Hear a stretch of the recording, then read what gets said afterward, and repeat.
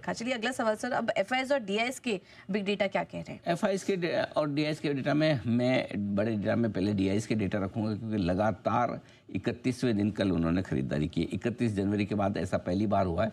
वैसे आपको बता दूं, वर्ल्ड रिकॉर्ड क्या है, टूटने की तैयारी में है, 33 दिनों का है।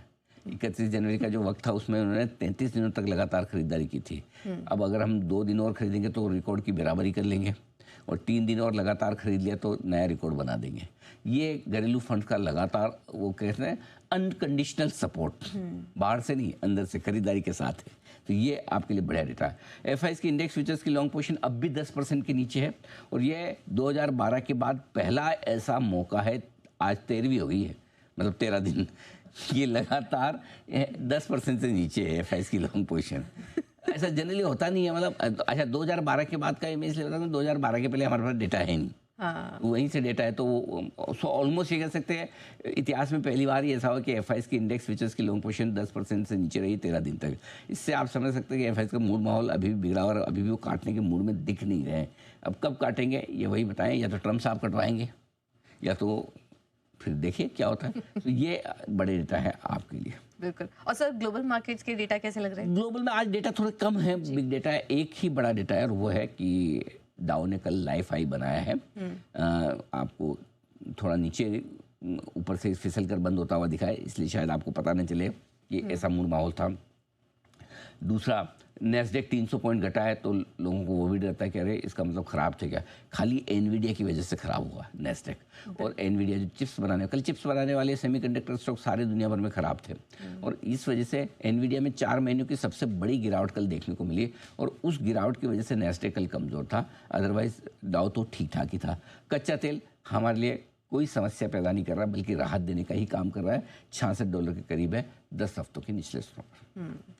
ठीक है, तो ये हैं आज के कुछ बड़े सवाल। लेकिन सर एफआईएस की जो आप शुरुआत में बात कर रहे थे कि उसका एनालिसिस करना है, वैसे बिकवाली दिख रही है, लेकिन एफआईएस ने एक्चुअली में बेचा है या खरीदा है?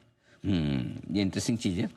तो पहले डेटा देखिए, 634 करोड़ कैश में बिकवाली एफआईएस की तरफ से, और सामने 2261 करोड़ की खरीदारी घरेलू फंड्स की है। सो नेट अगर कैश के डेटा दोनों बड़े इन्वेस्टर्स के निकाल के देखेंगे तो खरीदारी की।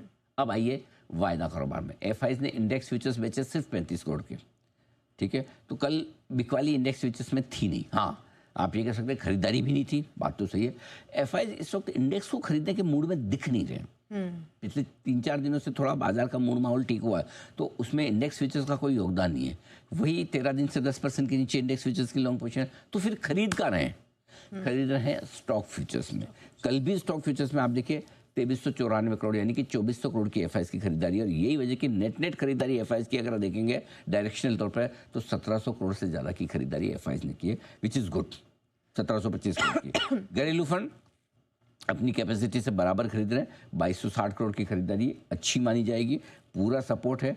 अब 2 चीज़ें एफआईएस के शॉर्ट अभी भी हैं, या तो शॉर्ट कवरिंग होगी, आगे पीछे कभी कभी आगे काटेंगे। देखो जीएसटी ने तो उनको मजबूर नहीं किया काटने के लिए, अब ट्रम्प मजबूर कर दे तो अलग बात है, या फिर किसी न किसी और वजह से उनको लगता है कि नहीं शॉर्ट रखने में अब भी समझदारी है, हमें इंडिया लेना ही नहीं है, बात खत्म, हम शॉर्ट रखेंगे। अच्छा, एक और ट्रिगर कल का था बिग डेटा में जो एफआईएस में आना चाहिए, वो है करेंसी का। अब रुपया कल अच्छा मजबूत हो क्या है, 87 के पार निकला है डॉलर के सामने, लंबे समय बाद में 2 महीनों के मेरे ख्याल से ऊपरी स्तरों के आसपास जो भी है 40 पैसे की मजबूती। सो अब तो आपकी करेंसी भी कमज़ोर होना बंद हो गई। सो आई थिंक एफआईएस के शॉर्ट काटने के सारे कारण तो बन रहे हैं, अब पता नहीं उनके मन में क्या है जो ट्रिगर करेगा। तो यही हो सकता है कि फिर आप इंतज़ार करें कि कहीं ट्रम्प की तरफ से अगर स्टेटमेंट पॉजिटिव आ जाए तो उसके बाद क्या बचेगा ऐसा नेगेटिव कि जिसकी वजह से हम वो। और दूसरा ये कि ग्लोबली इस पूरे साल इस कैलेंडर ईयर में 2025 में टॉप 15 बड़े मार्केट में सबसे खराब प्रदर्शन हमारा ही है।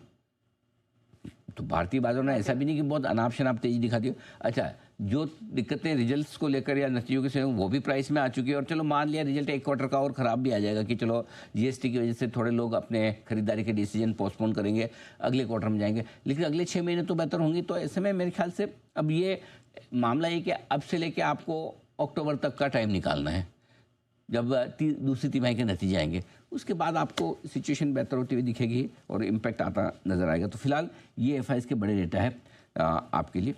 एफआईज ने बेसिकली मेरे ख्याल से अभी भी बेचा नहीं है, खरीदा है।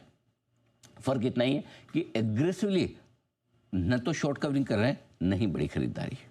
ठीक है, तो धीरे धीरे यहाँ करके यहाँ पर खरीदारी हो रही है।